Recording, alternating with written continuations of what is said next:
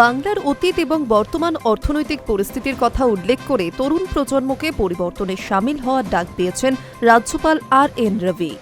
পয়লা বৈশাখ উপলক্ষে লোকভবনের এক অনুষ্ঠানে এই কথা বলেছেন তিনি। এই মন্তব্যের পরে রাজ্যপালের নাম না করে ফুঁসে উঠলেন মমতা বন্দ্যোপাধ্যায়। ভোটের মুখে ফের রাজ্যপাল বনাম মমতা, উঠছে প্রশ্ন। লোকভবনের অনুষ্ঠানে রাজ্যপাল রাজ্যবাসীর উদ্দেশ্যে দীর্ঘ বার্তা দিয়েছেন। তার মতে ৬এর দশকে ১০% বেশি জিডিপি আসত বাংলা থেকে। এই মাটি শিল্প, সংস্কৃতি এবং বৌদ্ধিক প্রাণবন্ত। ৮এর দশক মোটে ৪টি রাজ্যের আয় বাংলার থেকে বেশি ছিল। বর্তমানে ১৫টি রাজ্যের আয় বাংলার চেয়ে বেশি।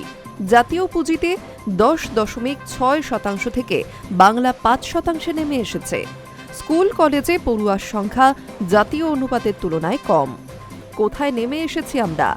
যে রাজ্য গোটা দেশকে প্রগতির পথ দেখাত, দুর্ভাগ্যজনকভাবে আজ পরিস্থিতি খুবই খারাপ। তরুণ প্রজন্মের উদ্দেশ্যে রাজ্যপাল আর.এন. রবি আরও বলেন, ইতিবাচক হওয়ার প্রতিজ্ঞা করুন, পরিবর্তনের অংশ হন। গৌরব পুনরুদ্ধার, উন্নততর হওয়ার পরিবর্তনের জন্য আমাদের প্রতিজ্ঞা করতেই হবে। যখন গোটা দেশ এতটা এগিয়ে গিয়েছে, তখন বাংলা পিছিয়ে থাকতে পারে না।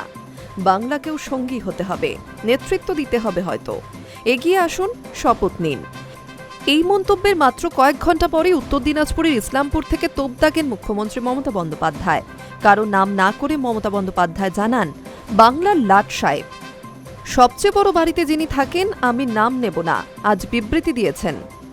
নববর্ষে বাংলার মানুষকে অভিনন্দন জানিয়েছেন তিনি।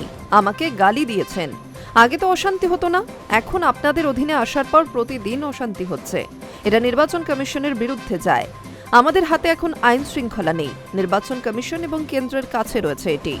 প্রশ্ন উঠেছে, তবে কি মমতার নিশানায় রাজ্যপাল আর.এন. রবি? উল্লেখ্য, বাংলা রাজ্য রাজ্যপালের সংঘাতের সাক্ষী হয়েছে বহুবার।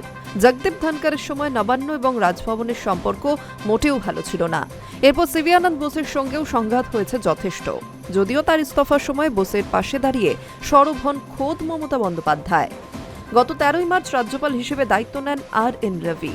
মাঝে গত ২১শে মার্চ লোকভবনে রাজ্যপালের সঙ্গে মমতা বন্দ্যোপাধ্যায়ের সাক্ষাৎ হয়। তবে দুজনের মধ্যে সংঘাত এখনও সেভাবে দেখা যায়নি। Hi news network.